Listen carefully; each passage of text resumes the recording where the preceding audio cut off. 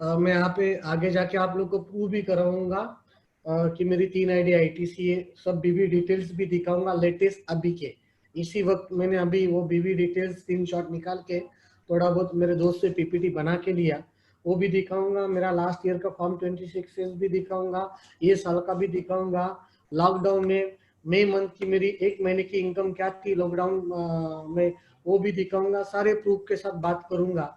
लेकिन आज यहाँ पे जितने भी लोग मुझे सुन रहे, नियर अबाउट मेरे ख्याल से 500 से अधिक लोग ये सिस्टम के ऊपर है, और कुछ लोग यूट्यूब के ऊपर भी मुझे देख रहे हैं। यस सर, 800 लोग हैं अभी। हाँ, 800 लोग नियर अबाउट मुझे सुन रहे हैं।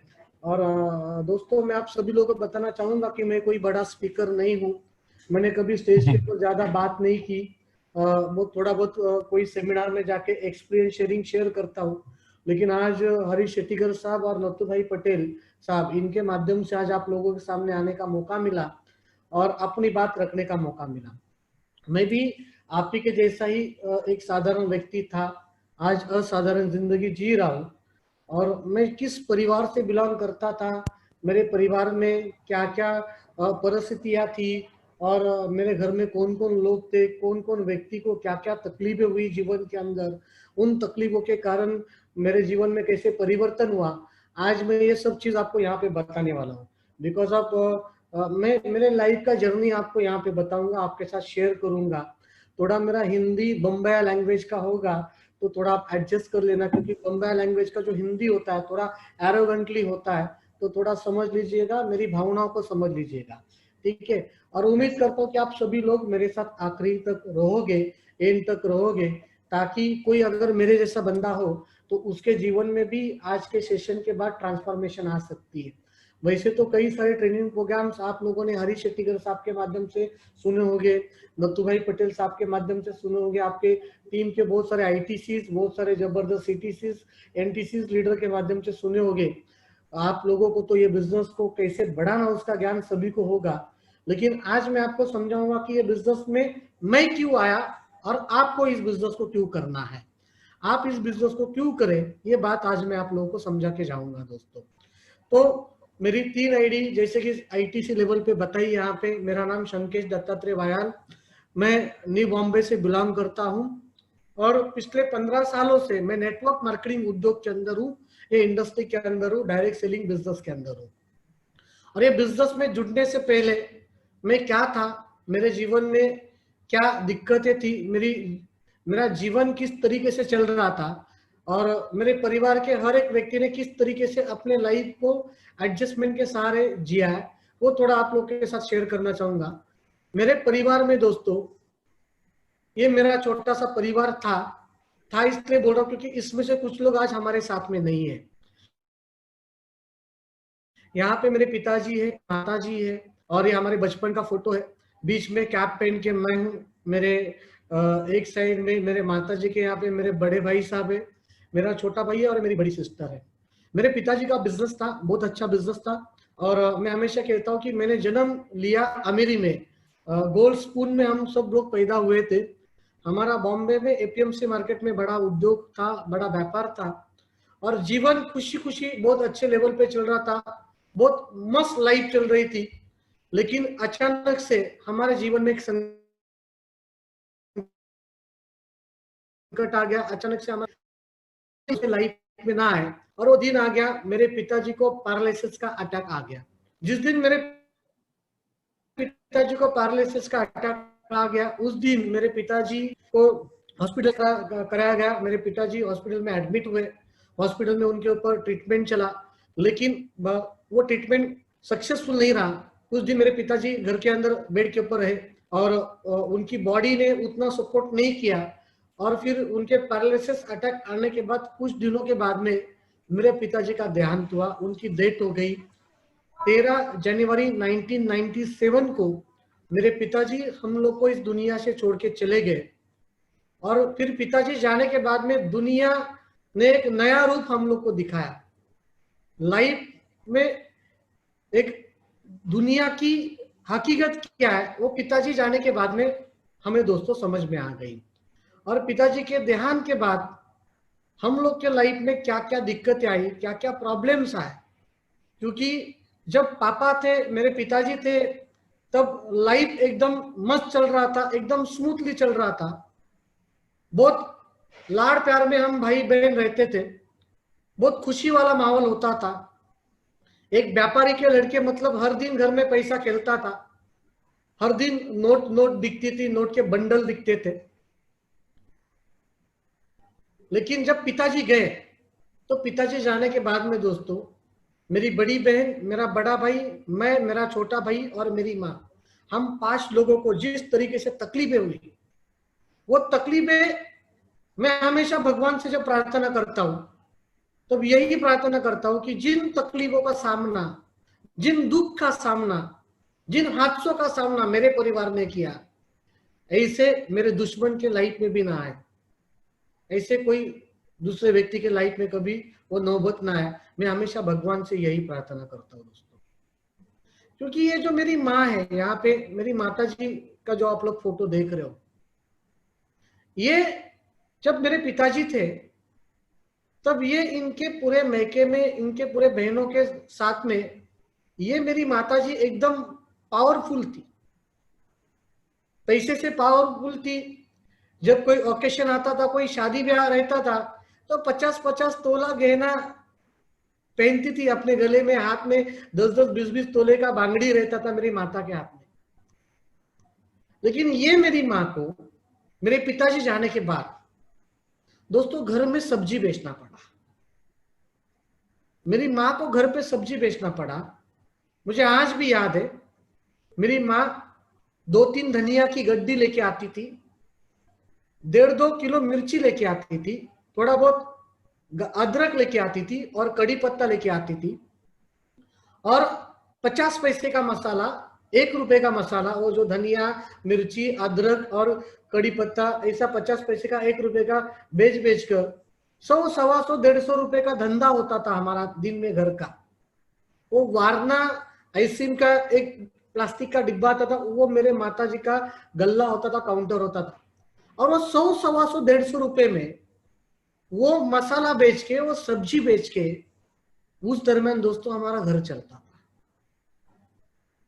जिस घर में लाखों रुपए खेलते थे, उस घर का मुखिया जाने के बाद, उस घर का मेन आदमी जाने के बाद, उस घर के हर एक व्यक्ति को किन चीजों का सामना करना पड़ा।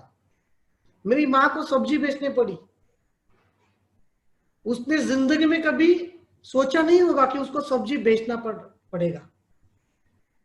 ये मेरी माँ, मैं आपको बताऊं, जो 40-40, 50-50 तोला गोल्ड पहनती थी शादी ब्याह में, हमेशा पैसे उसके पर्स में होते थे, बड़े बड़े बंडल्स होते थे नोटों के। उस माँ को एडजस्टमेंट की लाइफ उस लेवल पे करनी पड़ी। मैं आपको बताऊं, मैं आपको बताना चाहता हूं, मेरे पिताजी जाने के बाद में मेरे माताजी का हमने गोल्ड बेच बेच के घर चलाया, गोल्ड बेच बेच के घर चलाया। और उनका आखिरी जो गोल्ड था, उनके गले में 2 सोने की बाटी थी और काले मणि की माला थी, और उसमें 2 सोने की छोटी छोटी मणि थी, उसको वाटी बोलते हैं हमारे मराठी में क्या, वो भी हमने बेचा। और वो भी बेचकर आखिरी उसका जो गले का सोना था वो भी बेच के हम लोग ने खाया।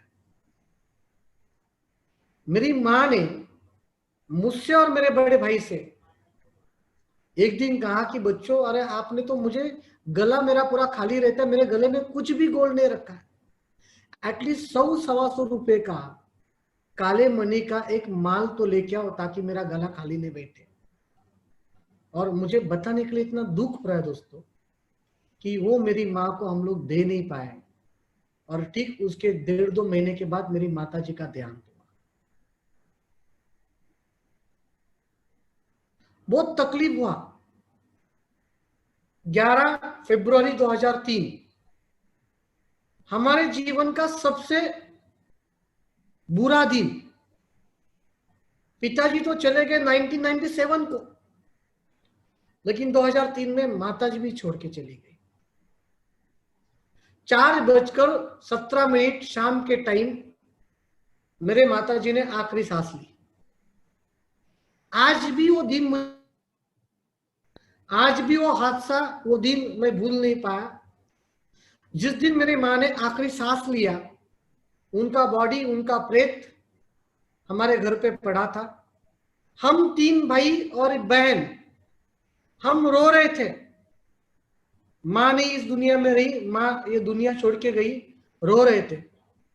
और एक जगह पे रो रहे थे और एक जगह पे मन में सोच रहे थे कि अभी इनको उठाने का कैसे, क्योंकि इनका अंतिम संस्कार करने के लिए भी हमारे पास में उस वक्त पैसा नहीं था।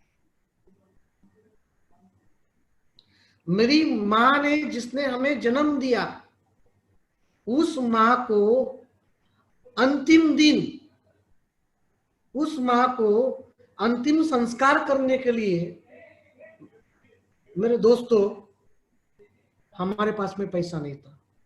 18 साल हो गए मेरी माता जी को जाके, 18 साल। और 18 सालों में आज तक हम 3 भाई और एक बहन को आज तक पता नहीं है कि मेरी माँ का अंतिम संस्कार का खर्चा किस आदमी ने किया। कितना गरीबी देखना चाहिए एक व्यक्ति ने लाइफ के अंदर।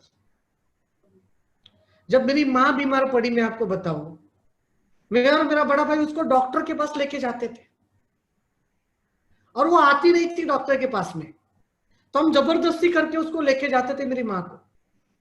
और हम हमारी माँ को जबरदस्ती जब डॉक्टर के पास लेके जाते थे, हमारे नई मुंबई में वाशी डेपो, बस डेपो है, उसके बिहाइंड, उसके पीछे एक बड़ा हॉस्पिटल था, लक्षद्वीप हॉस्पिटल। वहां पे एक एमडी डॉक्टर थे, डॉक्टर संजय सताले जी। मैं नाम क्यों बता रहा हूं, कभी अगर आपको मौका है तो आप उस हॉस्पिटल में जाके आप चेक कर सकते हो, पूछ सकते हो। वो संजय सताले डॉक्टर साहब के पास जब मेरी माँ को हम लोग लेके जाते थे, तब मेरी माँ वो डॉक्टर को बोलती थी कि डॉक्टर साहब मेरे बच्चे बहुत छोटे हैं, आप बाहर की दवाई लिख के मत देना, आपके पास जो दवाई है ना वही दवाई देना। तो डॉक्टर साहब कहते थे मेरी माँ को, मौसी आप चिंता मत करना, आप मेरे पास इलाज के लिए आया करो, दवाई का खर्चा जो भी है वो हम लोग बाद में हिसाब करेंगे, आपके बच्चे जब बड़े हो जाएंगे तो बैच के साथ उनसे पैसा ले लूंगा मैं, लेकिन आप आया करो। ये मैं क्यों बता रहा हूं दोस्तों, ये बताने के पीछे का रीजन क्या, मैं कोई स्टोरी बता के, मेरी स्टोरी, मेरे लाइफ की स्टोरी बता के मेरा कोई इंपॉर्टेंस बढ़ाने का काम नहीं कर रहा हूं। यहाँ पे किस परिस्थिति से हम लोग गुजरे, मेरे घर का हर एक व्यक्ति, जब पिताजी जाने के बाद में उन्होंने किन किन तकलीफों को झेला है, वो मैं आपको समझाना चाहता हूं। मैं आज 3 आईडी आईटीसी हूं, तो क्या रीजन है 3 आईडी आईटीसी बनने के लिए? आज करोड़ की इनकम आ रही है, तो क्या रीजन है करोड़ की इनकम आने के लिए? आपको इस बिजनेस में जुड़ने के बाद ट्रेनिंग दिया जाता है, मोटिवेट किया जाता है, लेकिन मैं हमेशा कहता हूं, जब तक आपके पास कोई पर्पस नहीं है, जब तक आपके पास कोई पेनफुल स्टोरी नहीं है, तब तक दोस्तों कामयाबी आपके लाइफ में नहीं आएगी। मेरी माँ ने जिस तकलीफ को उठाया है ना दोस्तों, मुझे उस परिस्थिति की बहुत चीड़ है। उन दिनों का मैंने रिवेंज लिया है। भले आज मेरी माँ इस दुनिया में नहीं है, लेकिन आज ऐसी कई सारी माता है जो आंख बंद करने से पहले अपने बेटे का, अपने बच्चे का कामयाबी देखना चाहती है। और ऐसे कई सारे यंग लोगों को, कई सारे बच्चों को, कई सारे बेटों को मैं यही समझाना चाहता हूं कि मेरे पास में दुनिया की सबसे बड़ी जो दौलत है माँ बाप, वो नहीं है जो आपके पास में। जीते जी अगर आप पुण्य का काम कमाना चाहते हो तो एक बार उनके चेहरे के ऊपर आपके कुछ अच्छे करने से खुशी लेके आना। हर जन्म में आपको ऐसे माता पिता मिलेंगे। मेरी माँ जब 8 आना 50 पैसा 1 रुपये का जब मसाला बेचती थी ना, और उसमें जब घर चलता था ना, एडजस्टमेंट करके लाइफ चल रहा था दोस्तों। हमें किराने वाला दुकानदार उधारी नहीं देता था सामान, तो जब हम उधारी करते थे तो उधारी देने के लिए हमारे पास पैसा नहीं होता था। मेरे पिताजी जाने के बाद में हम 4 बहन भाइयों ने, हम लोगों ने ऐसे कितने दिन निकाले होंगे कि हमारे घर पे खाना नहीं बनता था, हमारे घर पे खाना नहीं बनता था। मेरी माँ को तो जीते जी तकलीफ हुआ ही हुआ। लेकिन जाते वक्त भी हम अंतिम विदाई भी हमारे पैसे से हमारी माँ की नहीं कर पाए। ये बात का दुख आज भी मेरे लाइफ में, मेरे पास में, मेरे साथ हमेशा है। ये मेरी बड़ी बहन है, इनकी शादी हो गई, सगी बहन है, इनकी शादी हो गई मेरी बड़ी बहन की। और मैं आपको बताना चाहता हूं कि अगर आपके घर में जब शादी होती है तो बहन की हो या भाई की हो, 8-10 दिन तो पहले आप एंगेज रहते हो उस शादी की तैयारी में। और मेरी बड़ी बहन की शादी हमारे गांव में हुई। आप लोग बिलीव नहीं करोगे, मैं और मेरा बड़ा भाई, हम दोनों हमारी बहन की शादी के दिन दोपहर को 3 बजे गांव में पहुंचे, क्योंकि बहन के शादी में जाने के लिए भी हमारे पास पैसा नहीं था। मेरी बड़ी बहन की शादी के लिए जाने के बाद भी हमारे पास पैसा नहीं था। किसी की गाड़ी थी, वो गाड़ी में बैठकर हम लोग गए शादी के दिन। जो मेरे बहन के शादी में हमारे रिश्तेदार जाने वाले थे, उनके गाड़ी में बैठ के हम लोग शादी में गए।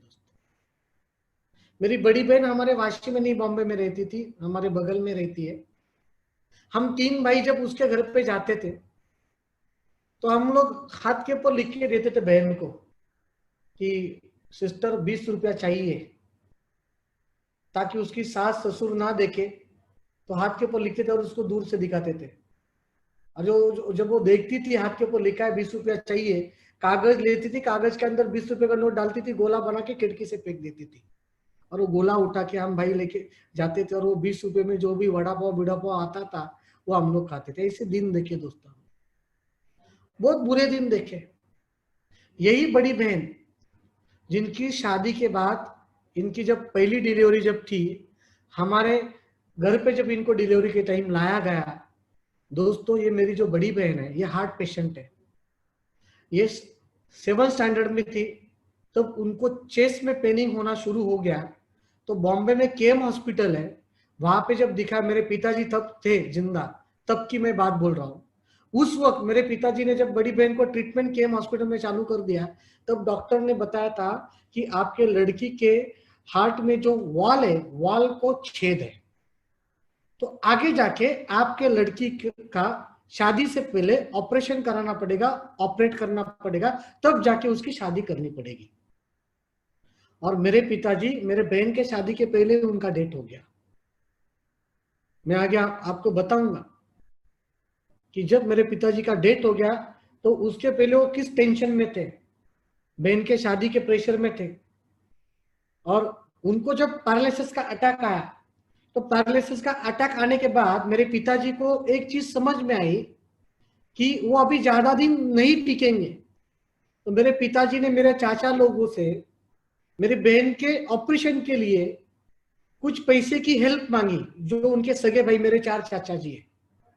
और मेरे 4 चाचा जी बहुत अच्छा पोजीशन है हमारे गांव में, बहुत बढ़िया है। अगर कोई खेत बेचने निकलता तो रातों रात खरीदते, इतना मालदार पार्टी है। और मेरे पिताजी ने मेरे चाचा लोग से हेल्प मांगी, लेकिन मेरे चाचा लोग ने उनको हेल्प किया नहीं, उनको पैसा दिया नहीं। दुख उस बात का होता है कि मेरे पिताजी ने जिन भाइयों को बचपन से संभाला, अपने छोटे भाइयों को लाड प्यार में संभाला, उनके लिए उनकी पढ़ाई लिखाई कराई, उनके लिए उनकी शादियां कराई, लेकिन जब मेरे पिताजी का टाइम आया तो मेरे चाचा लोगों ने सपोर्ट नहीं किया और मेरे पिताजी का डेथ हो गया। और मेरे बहन का शादी भगवान की दया से शादी भी हो गया।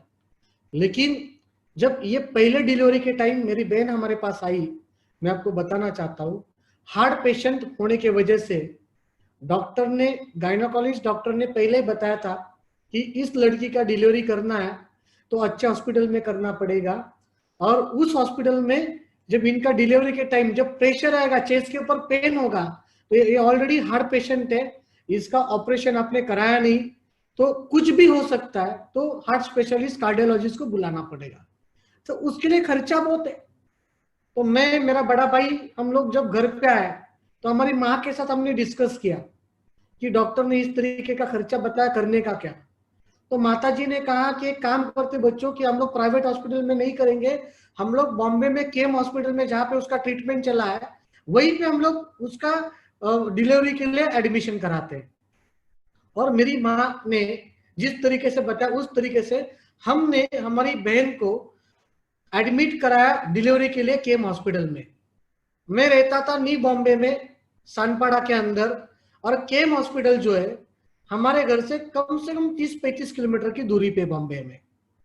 मेरी बहन डिलीवरी के लिए जब हमारे पास मैके में आई, जिस दिन 6 अक्टूबर की बात है, मैं आपको बताना चाहता हूं, और 6 अक्टूबर के दिन जिस दिन मेरे बहन के पेट में दर्द होना शुरू हो गया, मेरे माँ ने बोल दिया कि बेटा भी इसको लेके जाना पड़ेगा केम हॉस्पिटल में। हम 3 भाई, तीनों ने उस वक्त घर छोड़ा और अपने अपने दोस्तों से जो भी पैसा मांग के लाया, वो आज भी अमाउंट मुझे याद है, 380 रुपए का अमाउंट जमा करके लाया। उसमें 4 आना और 8 आने का कॉइन भी था, और वो 380 रुपया लेके आए मेरा बड़ा भाई और मेरी माँ मेरी बहन को टैक्सी भाड़े से करके केम हॉस्पिटल लेके गए। हालांकि उस वक्त मेरी बहन हार्ट पेशेंट है, उसे पहले से ही वॉल के अंदर छेद है, उसे पहले से ही तकलीफ था, लेकिन वो जो दर्द था, वो दर्द को कभी उसने मैके को, कोई आदमी को, कोई भाई को या अपने माँ को कभी बताया नहीं, क्योंकि वो जानती थी मेरे मैके की इकोनॉमिकल सिचुएशन क्या है। उस बहन के लिए उस वक्त प्राइवेट हॉस्पिटल की जरूरत थी, अच्छे डॉक्टर का सेटअप होने की जरूरत थी, लेकिन उस वक्त उसके माँ के पास, भाइयों के पास वो खर्चा करने के लिए, डिलीवरी का खर्चा करने के लिए 50,000 लाख रुपया नहीं था दोस्तों।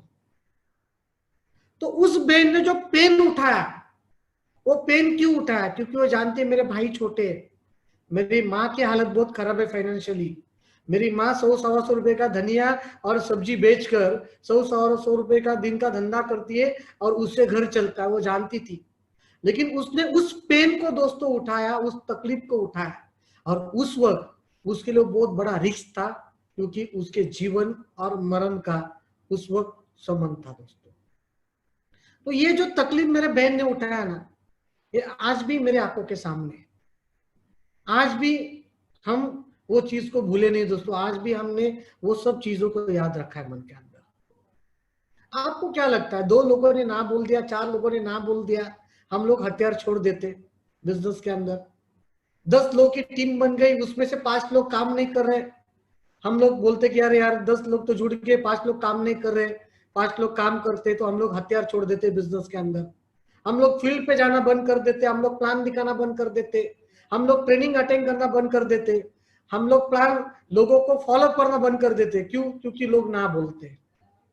लेकिन दोस्तों मेरे साथ में भी यही हुआ है, मुझे भी लोगों ने ना बोला है, मेरे साथ में भी ऐसा कई बार हुआ कि टीम बनी टूटी, लोग आए गए, लेकिन मैंने जीवन में एक चीज हमेशा अपने साथ कमिटमेंट की है कि मेरे साथ कौन जुड़ रहा है वो इंपॉर्टेंट नहीं है, मुझे कहां पे जाना है वो सबसे इंपॉर्टेंट है। और ये जो हादसे मेरे जीवन में पिताजी जाने के बाद में, मेरे पिताजी का डेथ होने के बाद में, मेरे माँ ने जिस संघर्ष को झेला है, जिन तकलीफों को झेला है, मेरी बहन ने जिस संघर्ष को झेला, जिस तकलीफ को झेला है दोस्तों, ये चीज मैं आज भी नहीं भूल पाया। अगर कोई ना बोलता है तो मैं रुकता नहीं हूं, क्योंकि उस आदमी के ना बोलने से अगर मैं रुक जाऊं तो मेरे बहन भाई, मेरे घर में जो भी लोग हैं, जो मेरे अपने लोग हैं, उनके सपनों के ऊपर मैं पानी डाल रहा हूं। तो मेरे साथ कौन आ रहा है वो इंपॉर्टेंट नहीं है, मुझे किन के लिए इस बिजनेस को करना है मैंने हमेशा याद रखा। उस बहन की तकलीफ को याद रखा दोस्तों, उस माँ की तकलीफ को याद रखा, उस माँ की अंतिम विदाई करने के लिए पैसा नहीं था, उस दर्द को आज भी याद रखा दोस्तों।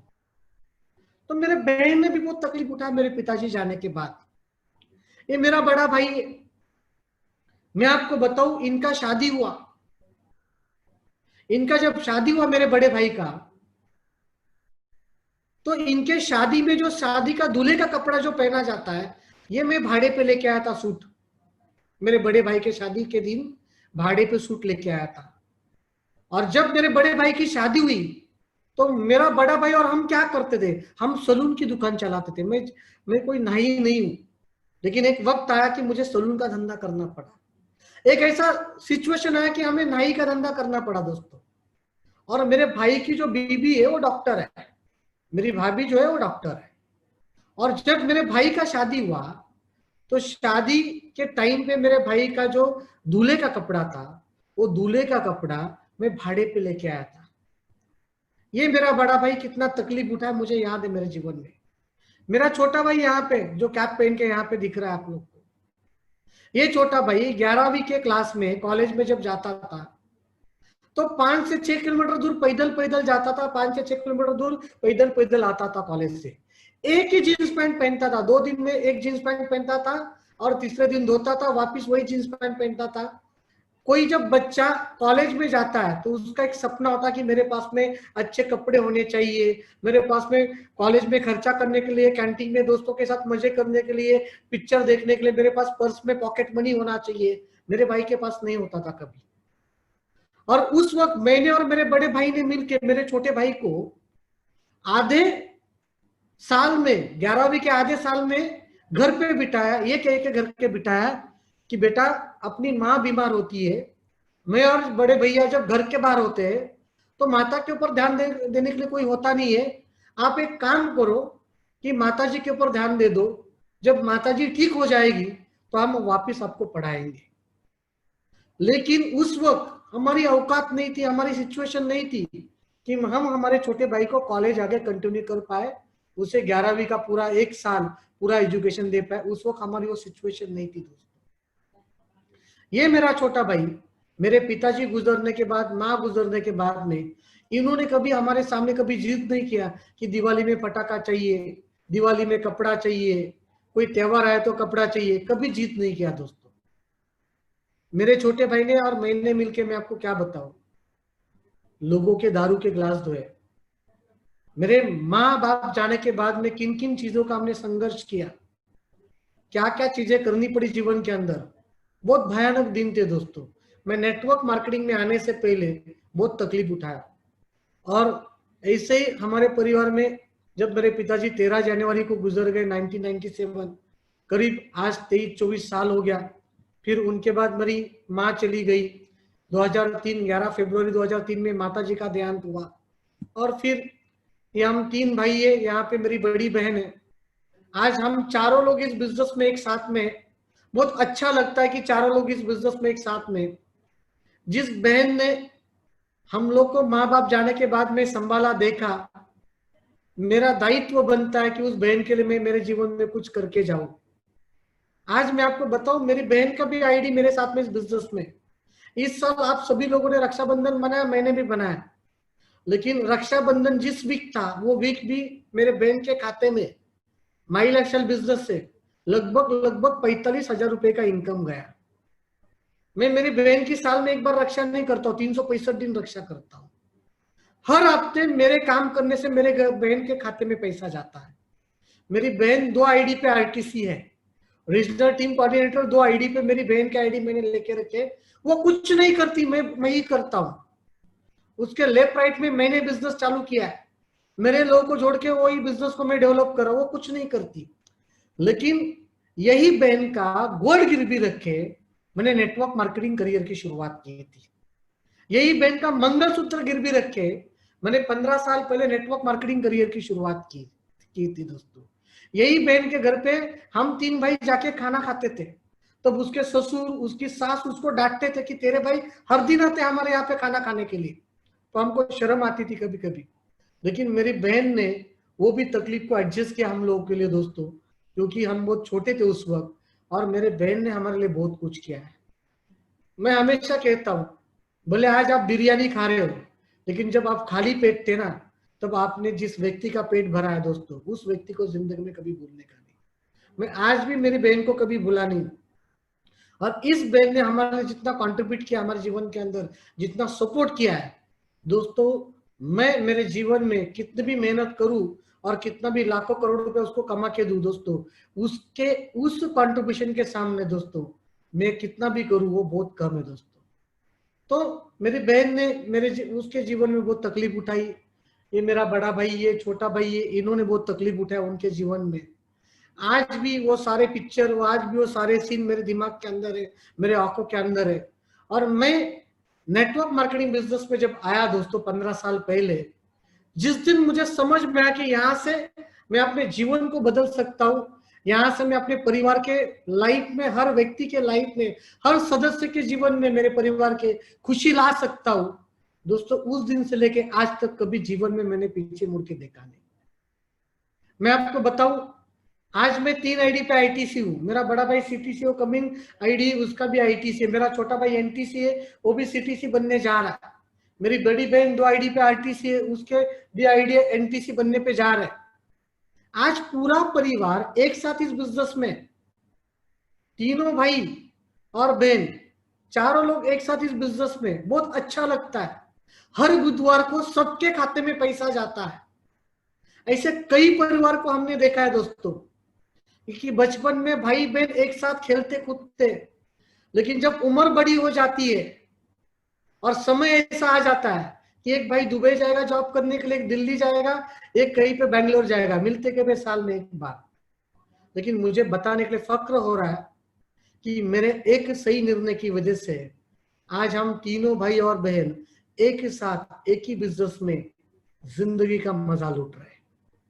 ये बिजनेस कोई अकेले करने का नहीं है, ये बिजनेस परिवार के साथ करने का बिजनेस है। और जब आपके परिवार की ताकत इस बिजनेस में आपके साथ लगती है ना दोस्तों, तो बाहर के दुनिया के लोगों की मजबूरी बन जाती है आपको सपोर्ट करना। आज जितने भी लोग यहाँ पे मुझे सुन रहे हैं, इस बिजनेस को आप अगर बहुत बड़े लेवल पे करना चाहते हो, इस बिजनेस में बहुत बड़े लेवल पे कामयाबी हासिल करना चाहते हो, तो आप सभी लोगों से मैं एक ही रिक्वेस्ट करना चाहूंगा कि बाहर के लोगों को जोड़ने से पहले शुरुआत अपने परिवार से करो। अपने परिवार के लोगों का भरोसा जीत लेना। जिस दिन परिवार के लोग आपके साथ में खड़े रहेंगे ना दोस्तों, उस दिन दुनिया की मजबूरी बनेगी आपके साथ खड़े रहने की। और आज मेरा पूरा परिवार इस बिजनेस में मेरे साथ में। मेरे बड़े भाई के पास मर्सिडीज बेंज है, छोटा भाई होंडा सिटी में चलता है। जैसे वो सीटीसी बनेगा, उसका 3 सीरीज BMW आएगा या तो ऑडी आएगा। आज आप सोचिएगा, एक माँ के 3 बच्चे, एक ही बिजनेस में, तीनों के पास में लग्जरियस कार है, तीनों की आमदनी लाखों के ऊपर है। आज मेरा बड़ा भाई सीटीसी लेवल पे 4 लाख रुपए की इनकम महीने की मेंटेन करता है। छोटा भाई 2.5 लाख रुपए की इनकम महीने की मेंटेन कर रहा है। बहन के घर पे 1.5-2 लाख रुपया महीने का जा रहा है। जस्ट इमेजिन करो कि बहन के आईडी सीलिंग जाएंगे, मेरे दोनों भाई के आईडी सीलिंग जाएंगे। मेरे तो 3 आईडी है ही माई लाइफ में सीलिंग, उसमें कोई डाउट ही नहीं है। मैं तो छाप ही रहा हूं, लेकिन मेरे पीछे पीछे मेरे भाई भी छापेंगे, मेरी बहन भी छापेंगी। तो जस्ट इमेजिन करना सिचुएशन क्या आ रहेगी घर की फाइनेंशियली। जिस घर ने 1-1 रुपए के लिए रोया है, इन 3 भाइयों ने 1-1 रुपए के लिए रोया है। आज ये 3 भाई अगर हर वीक 2,10,000 अपने अपने आईडी पे, मल्टीपल आईडी पे कमाएंगे तो कितना मजा आएगा। और दोस्तों, वो दिन ज्यादा दूर नहीं है कि मेरे दोनों भाइयों का सीलिंग जाएगा। वो दिन ज्यादा दूर नहीं है कि मेरी बहन का हर वीक सीलिंग जाएगा। क्योंकि हमने डिसाइड किया है कि मरते दम तक अगर कुछ अच्छा होगा तो हमारे जीवन में सिर्फ नेटवर्क मार्केटिंग से होगा और माई लाइफस्टाइल बिजनेस से होगा। ये हमने डिसाइड किया दोस्तों। तो आज हम 3 भाई बहन सभी लोग एक साथ एक बिजनेस में, और मैं हमेशा कहता हूं माई लाइफस्टाइल बिजनेस क्या है। माई लाइफस्टाइल बिजनेस दोस्तों बिछड़े हुए रिश्तों को एक छत के नीचे लाने का बिजनेस है। और हम अगर इस बिजनेस में नहीं होते तो शायद हमारे लाइफ में भी बिछड़ना पड़ता हम लोग को कमाई करने के लिए। लेकिन भगवान की दया से, माता पिता की आशीर्वाद से आज हम चारों बहन भाई इस बिजनेस के अंदर एक साथ काम कर रहे। इससे ज्यादा खुशी की बात मेरे जीवन में दूसरी कुछ नहीं है दोस्तों। मैंने मेरे जीवन में क्या क्या किया मैं आपको बताना चाहता हूँ। मैंने भाजी मार्केट में जाके धंधा किया। मैंने टेम्पररी जो भी छोटे मोटे जॉब्स होते थे जिसमें 200 रुपया दिन का मिलता था, 150 रुपया दिन का मिलता था, ऐसे भी कुछ काम किए। मैंने सलून का बिजनेस चलाया, मैं लॉटरी सेंटर चलाया, मैं ऑटो रिक्शा गैरेज में 1.5 साल काम किया हूँ। मैं रिक्शा गैरेज में, ऑटो रिक्शा जो चलती है उसका गैरेज का मैकेनिकल पूरा काम जानता हूँ। मैंने थोड़े दिन रियल एस्टेट का काम किया। मैंने शादियों के कार्ड बांटने का काम किया। शादियों के सीजन के टाइम अमीर लोगों के घर की जो शादियां होती है तो उसके कार्ड बांटने का मैं काम लेता था, और वो कार्ड बांटने का भी मुझे पैसा मिलता था। मैंने लोगों के दारू के क्लास लिए दोस्तों। और ऐसे हालात जब थे, ऐसे सिचुएशन जब थे, लाइफ में अमीर बनने का जब ख्वाब आता था मन के सामने, तो दो ही चीज दिखाई देती थी कि या तो मुझे जॉब करना पड़ेगा या तो कोई बड़ा बिजनेस करना पड़ेगा। और जब मैं सोचता था कि मुझे जॉब करना है, तो मेरी जो क्वालिफिकेशन है, मैं जितना पढ़ा लिखा हूं, मैं मात्र 9 पास हूं। मैं सिर्फ 9वीं पढ़ा हूं, 9 क्लास तक पढ़ा हूं। मेरी शिक्षा जो है, एजुकेशन जो है, सिर्फ 9 पास की है। तो जरा आप सोचिएगा, मुझे 4-5 लाख रुपए की महीने की पगार की नौकरी मिलनी है, तो क्या मैं पात्र हूं? मेरी क्वालिफिकेशन मैनेज कहीं पे मैच करेगी? जॉब के अंदर 4-5 लाख रुपए पगार आएगा? नहीं आएगा। तो मेरे लिए बाहर की दुनिया में जॉब का ऑप्शन था ही नहीं। फिर मैं सोचता था क्या किया जाए, बड़ा बिजनेस किया जाए। उस हालात में जब मेरे घर पे 2 टाइम का खाना नहीं बनता था, और मैं आपको बताऊं दोस्तों, उस हालत में 50 लाख, 1 करोड़, 2 करोड़ रुपया डाल के मैं कोई बाहर के दुनिया का बड़ा बिजनेस भी नहीं कर सकता था दोस्तों। तो फिर करने का क्या? तो कुछ ना कुछ तो भगवान हमारे लाइफ में मौका कभी ना कभी देगा, ये उम्मीद थी। और मैं हमेशा कहता हूं लोगों को कि मैं आज क्यों कामयाब हूं, तो मैं अपने आप को पॉसिबिलिटी थिंकर मानता हूं। मैं हमेशा लोगों को यह कहता हूं कि मैं पॉसिबिलिटी के ऊपर भरोसा रखता हूं। मैं इंसान के अंदर अपॉर्चुनिटी ढूंढता हूं। और उस वक्त मैं क्या करता था, लोगों के संपर्क में ज्यादा रहता था, ताकि कोई ना कोई व्यक्ति कभी ना कभी मुझे एक अच्छा मौका देगा। और आज से 15 साल पहले मुझे नेटवर्क मार्केटिंग में आने का मौका मिला, और मैं अपने आप को बहुत खुश नसीब मानता हूं दोस्तों, बहुत लकी मानता हूं अपने आप को कि मुझे माई लाइफस्टाइल मैनेजमेंट जैसी मैनेजमेंट में जुड़ने का मौका मिला दोस्तों। और जब मैंने माई लाइफस्टाइल बिजनेस ये मैनेजमेंट के साथ अपने करियर की, अपने जीवन की शुरुआत की, मैं आपको बताऊं, वो अनुभव ही बहुत कुछ मजेदार था। क्योंकि उस वक्त के हालात कुछ ठीक नहीं थे। हमारे जेब में वड़ा पाव खाने के लिए पैसे होते नहीं थे, लेकिन हम पूरे नई मुंबई में हम पैदल पैदल घूमते थे। एक आदमी को प्लान दिखाने के लिए मैं 20-20 किलोमीटर पैदल पैदल चलता था दोस्तों। भले आज मुझे आप जगुआर में देख रहे हो, जगुआर के फोटो में देख रहे हो, वो जगुआर आज दिख रही है, लेकिन ये जगुआर, ये जग के वार लेने के बाद आई है दोस्तों। जगवार ऐसी नहीं आती है, जग के वार झेलने पड़ते हमें हमारे ऊपर, और वो जग के वार आपको भी झेलने, तब जाके जगवार आएगी, नहीं तो जगवार नहीं आएगी। 20-20 किलोमीटर में पैदल चला हूं। बम्बई में मैं ट्रेन से घूमता था, तब मैं बिना टिकट के घूमता था। कई बार टीसी ने पकड़ा है, अंदर रखा है। कई बार ऐसे हादसा हुआ है। बिना टिकट के हम ट्रैवल करते थे क्योंकि पैसे नहीं होते थे। और ऐसे हालात में बिजनेस किया है क्योंकि हमको हमारे हालात बदलने थे दोस्तों। हमको हमारे परिस्थिति से बदला लेना था। हमें किसी व्यक्ति से बदला नहीं लेना था, हमें सिचुएशन से बदला लेना था। और पता चल चुका था कि यहां से हो सकता है। और जब यह बिजनेस शुरू किया, मैं लोगों के पास जब बिजनेस लेके जाता था, मुझे आज तक मेरे 15 साल के करियर में 78 लोगों ने रिजेक्ट किया है। 78 लोगों ने मुझे ना कहा है। 78 लोग मुझे इस बिजनेस में रिजेक्ट कर चुके हैं। वो अभी भी कर चुके हैं और शुरुआत में भी कर चुके हैं। 78 लोग मुझे रिजेक्ट कर चुके हैं, जिसमें मेरे रिश्तेदार थे, मेरे खास दोस्त थे, मेरे करीबी लोग थे। लेकिन 78 लोग ना बोलने के बावजूद भी, 78 लोग रिजेक्ट करने के बावजूद भी दोस्तों, हम रुके नहीं। हमने हमारा कार्यक्रम जारी रखा। क्यों? जब कोई आदमी ना बोलता था और मैं ये सोचता था अगर ये आदमी ना बोल दिया है और मैं रुक जाता हूं, तो उस बहन के पेन का क्या होगा? उसने जो तकलीफ हमारे गरीबी में उठाई है, उसके तकलीफ का क्या होगा? वो मेरा छोटा भाई, जिससे मैंने 11वीं के आधे क्लास में से घर पे बिठाया, वो मेरा छोटा भाई माँ बाप जाने के बाद छोटा था, उसे जीवन में खुशी चाहिए थी, उसने तकलीफ बहुत ली है। कभी दिवाली में पटाखे नहीं मांगे, कभी कपड़े नहीं मांगे।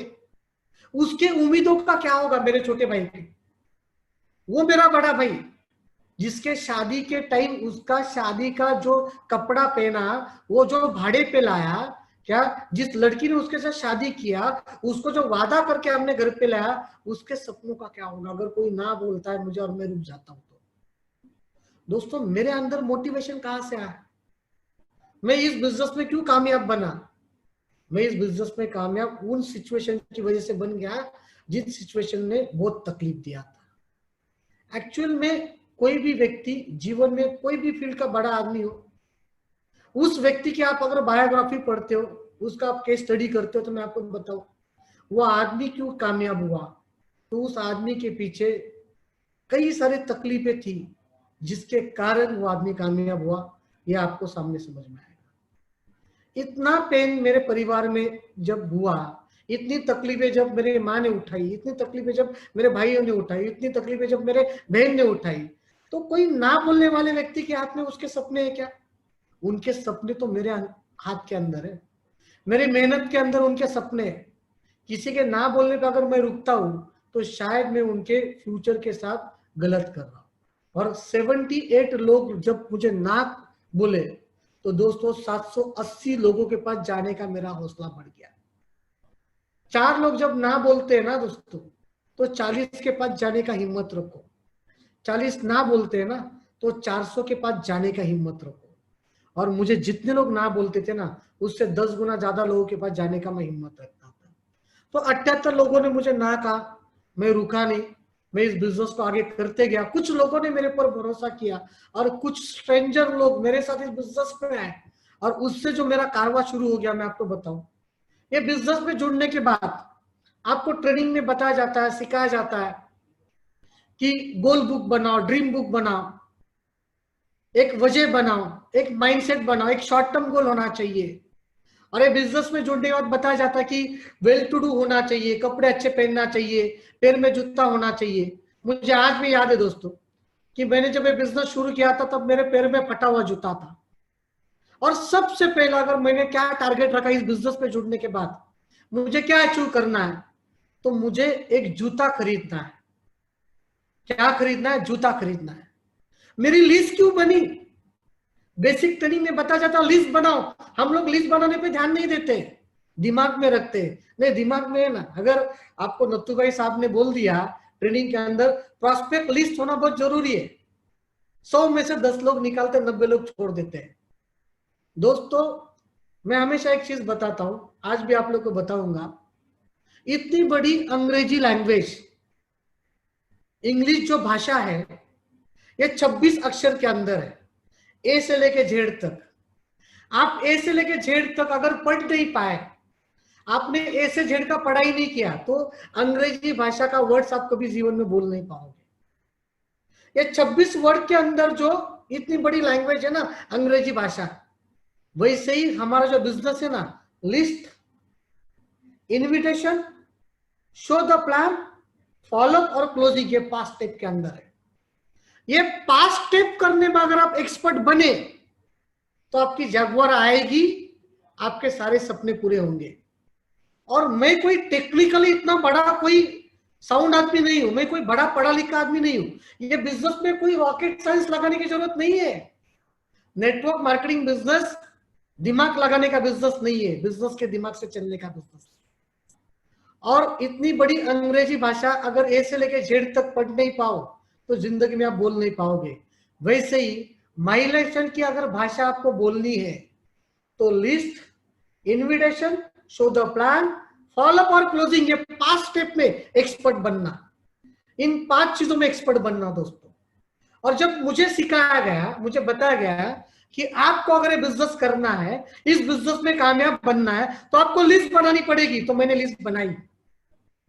आपको इनवाइट करना पड़ेगा, तो मैंने लोगों को इनवाइट किया। आपको show the plan, plan show करना पड़ेगा, तो मैंने प्लान शो करने की कोशिश की। आपको फॉलोअप करना पड़ेगा, तो मैंने फॉलोअप किया। आपको क्लोजिंग करना पड़ेगा, तो मैंने अपने आप को क्लोजिंग करने के लिए तैयार किया दोस्तों। और जब बताया गया इस बिजनेस में कि आपको वेल टू डू रहना, अच्छे कपड़े पहनने, आपको फॉर्मल कपड़ों के ऊपर आना है, तो मेरे पास उस वक्त जो कपड़े थे उनको मैं ठीक ठाक करके पहनता था, लेकिन जूता मेरे पैर का फटा हुआ था। और मैं फटे हुए जूते के ऊपर लोगों को जब बिजनेस दिखाता था तो ये भी कहता था, भले आज आप मेरा फटा हुआ जूता देख रहे हो, आप मेरे साथ आज बिजनेस नहीं ज्वाइन करोगे, कोई प्रॉब्लम नहीं है, लेकिन आने वाले कल को आप दुनिया को बताओगे कि फटे हुए जूते पे मेरे पास आया था, आज कहां से कहां तक पहुंच गया। माई लाइफस्टाइल बिजनेस में आपको करना क्या है दोस्तों, आपको सिचुएशन को ही बेचना है। मैंने फटा हुआ जूता दिखा के ही जैगवार लाई, मैंने उस जूते को प्रेजेंट किया, वो फटे हुए जूते को लोगों को दिखाया, देख भाई मेरे हालात आज ऐसे, लेकिन ये बिजनेस को आज मैं कर रहा हूं, आने वाला कल मेरा ऐसे नहीं रहेगा, आने वाला कल में मेरे जीवन में भयंकर लेवल का परिवर्तन रहेगा। और पहला टारगेट मैंने रखा था नेटवर्क मार्केटिंग करियर में जुड़ने के बाद, इस मैनेजमेंट के साथ जुड़ने के बाद में सबसे पहला टारगेट मैंने रखा था कि मुझे जूता खरीदना है मेट्रो ब्रांड का। ये मेट्रो का शोरूम है दादर का, दादर टिट्टी के सर्कल में मेट्रो शोरूम है। तब हमारे न्यू बॉम्बे में मॉल्स होते नहीं थे, बड़े बड़े ब्रांड के शोरूम नहीं होते थे। मैंने लिस्ट क्यों बनाई, क्योंकि मुझे जूता खरीदना है। और मैं हमारे वासी से, न्यू बॉम्बे से दादर चला गया, मेट्रो शोरूम के अंदर गया, और उस वक्त मैंने 3450 रुपए का जूता मेरे पैर में 10 मिनट पहन के देखा, और उस जूते को बताया अगले महीने में आऊंगा तेरे को लेने के लिए। और फिर बताया जाता है बेसिक ट्रेनिंग में लिस्ट बनाओ, लिस्ट बनी अपनी, लोगों को बिजनेस दिखाना चालू हो गया। क्यों दिखाया, क्योंकि जूता खरीदना है। और दोस्तों बिना मकसद के जीवन में कोई भी कार्य सफल नहीं होता, इतना याद रखना। उस वक्त मेरे लिए वो जूता खरीदना बहुत बड़ी बात थी, और वो 3450 रुपए का जूता खरीदने से 1.25 महीने में, मैंने जुड़ने के बाद 1.25 महीने में जूता पैर का चेंज किया, और उस वक्त 3500 जूता पहनने की अपनी खुद की औकात बनाई, और वो 3450 रुपए का जूता खरीदने से दोस्तों मेरे अंदर भयंकर लेवल का कॉन्फिडेंस जाग उठा। कोई भी इंसान जब जीवन में पहली बार कोई चीज को हासिल करता है ना, तो हासिल करने की लीडरशिप बाहर आ जाती है। मैं हमेशा कहता हूं दूध जो होता है वो 50 रुपया लीटर से मिलता है, घी जो होता है वो 500 रुपया किलो से मिलता है, और ये जो 500 रुपया किलो का जो घी है ये 50 रुपया लीटर दूध के अंदर ही बनता है। वो घी निकलने के लिए दूध के ऊपर प्रोसेस होना बहुत जरूरी है। जब वो दूध के ऊपर प्रोसेस प्रॉपर होता है ना, तो 500 का माल बाहर निकलता है। वैसे हर व्यक्ति के अंदर अमीर व्यक्ति होता है, हर व्यक्ति के अंदर कामयाब व्यक्ति होता है, बस वो व्यक्ति अपने आप को किस प्रोसेस में डालता है, वो प्रोसेस के ऊपर डिपेंड होता है अमीर व्यक्ति बाहर निकलना है कि नहीं निकलना है। ये माई लाइफ बिजनेस जो है ना दोस्तों, ये नेटवर्क मार्केटिंग बिजनेस, वो दूध में से घी निकालने का काम करती है। आपको करना क्या है, अपने आप को इस बिजनेस के प्रोसेस में अपने आप को रखना है। और मैंने जब इस बिजनेस के प्रोसेस में अपने आप को रखा, तो पहला जूता खरीदा 3450 का, मेरा कॉन्फिडेंस जाग उठा कि अरे मैं तो जो सोचा हूं वो तो कर सकता हूं। क्यों जूता है, क्योंकि मैंने लिस्ट बनाई। क्यों जूता है, क्योंकि मैंने लोगों को इनवाइट किया। क्यों जूता है, क्योंकि मैंने लोगों को प्लान दिखाया। क्यों जूता है, मैंने लोगों का फॉलो किया। क्यों जूता है, क्योंकि मैंने लोगों का क्लोजिंग किया। तो ये 5 स्टेप करने से जूता आ सकता है। तो फिर मैंने अगला टारगेट रखा कि प्लान प्रेजेंटेशन दिखाने के लिए, कागज के ऊपर ना दिखाते हुए प्लान प्रेजेंटेशन दिखाने के लिए अपने पास में खुद का लैपटॉप होना चाहिए। तो उस वक्त कॉम्पैक्ट कंपनी का लैपटॉप मैंने खरीदा, और ठीक 3 महीने के बाद मैंने 23,000 का एक लैपटॉप खरीदा। मैंने वापस लिस्ट के ऊपर काम किया, वापस लोगों को प्लान दिखाया, वापस फॉलो किया, क्लोजिंग किया, वही 5 स्टेप को किया। 3 महीने के बाद मेरा लैपटॉप आया, और जिस दिन लैपटॉप इस बिजनेस से पैसे कमा के लिया मैंने दोस्तों, मुझे लैपटॉप चलाने आता नहीं था लेकिन सीखा, और मैं आज भी वही बोल रहा हूं आप लोगों को। मेरी कीबोर्ड के ऊपर उतने ही बटन के ऊपर उंगली जाती है जिनको दबाने से 2,10,000 वीकली आता है। ज्यादा टेक्निकली नॉलेज होने की जरूरत नहीं है। आपको नहीं आता पीपीटी, मत बनाओ। कोई पीपीटी बनाने वाले आदमी को 500-1000 रुपए दे दो और उससे बना के लो। मैंने वही किया। मुझे नहीं आता पीपीटी बनाने के लिए, किसी को पकड़ता हूं बना के लेता हूं। अपना दिमाग सिर्फ लिस्ट बनाने पे चलता है, इनविटेशन देने पे चलता है, प्लान दिखाने पे चलता है, क्लोजिंग करने पे चलता है, बस इसमें दिमाग चलाओ। नेक्स्ट 3 महीने में जब लैपटॉप खरीदा, तब अगला टारगेट मैंने क्या रखा कि मेरे पास में 4 व्हीलर गाड़ी होना चाहिए। और ठीक 1 साल के बाद मैंने 4 व्हीलर गाड़ी लिया, और मैं पहले ऐसे दिखता था। चेहरे के ऊपर देखो कितना कॉन्फिडेंस है, कुछ कॉन्फिडेंस नहीं चेहरे के ऊपर। ये मेरा छोटा भाई है, बॉडी लैंग्वेज देखो मेरा कैसे। और मैंने मेरे जीवन का सबसे पहला गाड़ी लिया इस बिजनेस से पैसा कमा के, 5.5 लाख रुपए का टाटा इंडिगो। और टाटा इंडिगो आने के बाद दोस्तों इस बिजनेस का एक लीडर जो बाहर निकला मेरे अंदर का, उस दिन से लेके आज तक जो जो चीजें मैंने डिसाइड की वो वक्त के पहले मैंने हासिल की दोस्तों। और ये सब क्यों हुआ? ये सब होने के लिए कारण क्या था? ये सब होने के लिए रीजन क्या था? मेरा पास्ट, मेरा भूतकाल, भूतकाल की तकलीफें। भूतकाल में मैंने 31st नाइट में 200 रुपया कमाने के लिए दारू के ग्लास धोए, मेरा छोटा भाई और मैंने मिलके। लोग मजे कर रहे, नए साल का वेलकम कर रहे, और हम क्लब में जाके दारू के ग्लास धो रहे। वो दिन आज भी भूल नहीं पाया। ये मेरा छोटा भाई, आप देख रहे हो उसके बदन के ऊपर के कपड़े तब ठीक थे क्योंकि बिजनेस था मेरे पास में, लेकिन ये मेरा छोटा भाई जिसको आधे साल से मैंने घर पे बिठाया, ये भूतकाल है मेरे लाइफ का। और इस छोटे भाई को माँ बाप जाने के बाद में जिस तकलीफों का सामना करना पड़ा, आज तक ये नेटवर्क मार्केटिंग बिजनेस जुड़ने के बाद आज तक मैंने मेरे छोटे भाई को कभी दुख नहीं पहुंचाया। उसने जिस चीज के ऊपर उंगली रखी वो हर एक सपना उसका मैंने पूरा किया दोस्तों, हर एक सपना पूरा किया। ये इंडिगो आने के बाद मुझे आज भी याद है, मैंने मेरे कुछ रिश्तेदार को बुलाया था, पूजा की गाड़ी की और पेड़े बीड़े बांटे। हमारे कुछ रिश्तेदारों में बहुत हितचिंतक रहते, पता ना आपके बारे में बहुत अच्छा सोचने वाले। वैसे मेरे रिश्तेदार में भी बहुत हितचिंतक रिश्तेदार है जो अच्छा सोचते, और इतना अच्छा सोचते ना उससे हमारे अंदर ऊर्जा पैदा होती है। मेरा एक रिश्तेदार बोलता है कुछ नहीं रहे, हवे वाला बलून है, कभी भी फटेगा। ये गाड़ी ना 2-4 महीना रहेगी इसके पास, बाद में ये जाने वाली है, बैंक खींच के लेके जाएगी। मैं आपको क्या बताऊं दोस्तों, मैंने कभी किसी व्यक्ति ने मुझे क्रिटिसाइज करने के बाद, अंडर एस्टिमेट करने के बाद मैंने कभी किसी व्यक्ति के ऊपर गुस्सा नहीं किया। मैंने उस गुस्से को अपने काम में लगाया और करके दिखाया। और मेरी टाटा इंडिगो आने के बाद जिस तरीके से मेरा बिजनेस बढ़ा, मैं आपको बताना चाहूंगा, आज जो जगुआर है, ये जगुआर आई कब? जब मैंने पहला जूता लिया। ये जगुआर आई कब? जब मैंने कॉम्पैक्ट का लैपटॉप लिया। ये जगुआर आई कब? जब मैंने टाटा इंडिगो खरीदी। और वहां से जो मेरे जीवन की जर्नी शुरू हो गई नेटवर्क मार्केटिंग में दोस्तों, बहुत मजेदार कहानी है।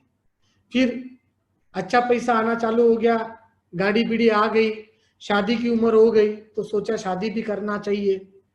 तो मैंने मेरे वाइफ के साथ शादी कर दिया 21 अप्रैल 2008 में।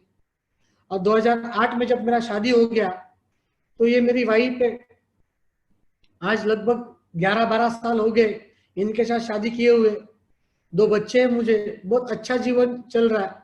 शादी करने के बाद में मेरे लाइफ की और जिम्मेदारी बढ़ गई। और ये जो मेरी बीबी है, मैं आपको बताना चाहता हूं, मैंने जिस वक्त शादी करने का डिसीजन लिया था तब मैंने ये सोचा था कि मैं उस लड़की के साथ शादी करूंगा जिसको बाप नहीं रहेगा। क्योंकि मेरे पिताजी जाने के बाद में मेरे माँ को मेरी बहन की शादी करते हुए जो तकलीफ उठानी पड़ी वो हमने हमारे आंखों से देखी थी। और उस वक्त मैंने डिसाइड किया था कि मैं उस लड़की के साथ शादी करूंगा जिसके पिताजी नहीं होंगे। और एक बिना पति की जो औरत होती है, लेडी होती है, और उसकी जब घर में शादी वाली लड़की होती है, तो उस लेडी के लिए सबसे बड़ी लाइबिलिटी होती है उसकी लड़की की शादी और वो लड़की। और मैं मेरे वाइफ को जिस दिन देखने गया, मैं आपको बताऊं, 10 बाई 10 के रूम में गांव में रहते थे, वो घर में मैं इनको देखने गया था। उस वक्त मेरी महीने की इनकम 3 से 4 लाख रुपया थी, टाटा इंडिगो गाड़ी थी। और मैं मेरे वाइफ को शादी के लिए जब देखने गया, लड़की देखने का जब प्रोग्राम होता है, तो मैं आपको बताऊं कि मेरे सास के घर पे 2 ही चाय के कप थे और हम 7 लोग गए थे देखने के लिए। तो हमारे यहाँ पे ना गांव में ना बड़ी थाली होती है, उसमें भी चाय देते हैं, और मैंने बड़े थाली के अंदर चाय पिया उस वक्त मेरे बीबी को देखने गया था तब। मेरी सास आज भी दूसरे के खेत में काम पे जाती है, और मेरी बीबी भी जब गांव में मैके में थी शादी के पहले, जब वो पढ़ती थी तो सैटरडे संडे वो भी दूसरे के खेत में जाके काम करती थी, और तब जाके उसका पढ़ाई लिखाई हुआ। मेरे वाइफ का क्वालिफिकेशन में बहुत होशियार थी, बहुत टैलेंट थी। जब इनके साथ मैंने शादी किया तब इनका 12वीं 12th क्लास में साइंस में इनको उस वक्त 82% पढ़े थे, 82% थे मेरे वाइफ को। और बिना बाप की लड़की जो दूसरे खेत में जाती है, जिसकी माँ पैसा कमाने के लिए, काम करने के लिए। किताबें भी नहीं होती थी, किसी और की किताबें इनको मिलती थी पढ़ने के लिए। ऐसे लड़की के साथ जब मैंने शादी किया, तो शादी के बाद मैंने मेरे वाइफ को आगे जाके मैंने हम दहेज, बिना दहेज के शादी किया हूं मैंने, क्योंकि मेरी माँ को जिस वक्त तकलीफ हुआ मेरी बहन का शादी करते वक्त, उस वक्त हम तीनों भाइयों ने डिसाइड किया था अपनी औकात रहेगी तो शादी करेंगे, लेकिन दहेज नहीं लेंगे। और मेरी वाइफ के साथ जब मैंने शादी किया तो बिना दहेज के शादी किया, पूरा खर्चा मैंने किया। क्योंकि जब मैंने शादी करने का जब मैंने दिमाग में लाया, तो दोस्तों मैंने एक टारगेट रखा था कि 50 लाख रुपए की इनकम क्रॉस करूंगा तब जाके लड़की देखने जाऊंगा। और मैंने 50 लाख रुपए की इनकम क्रॉस की, फिर बाद में जाके मैंने लड़की देखा और बाद में जाके मैंने शादी किया। मेरे बड़े बहन की शादी के बारे में बताया मैंने कि उसके शादी के दिन हम दोपहर को 3 बजे पहुंचे, क्योंकि शादी में जाने के लिए पैसा नहीं था। बड़े भाई की शादी हुई तब उसका जो दूल्हे का कपड़ा था वो भाड़े पे लेके आया था, वो सूट भाड़े की दुकान में मिलता है।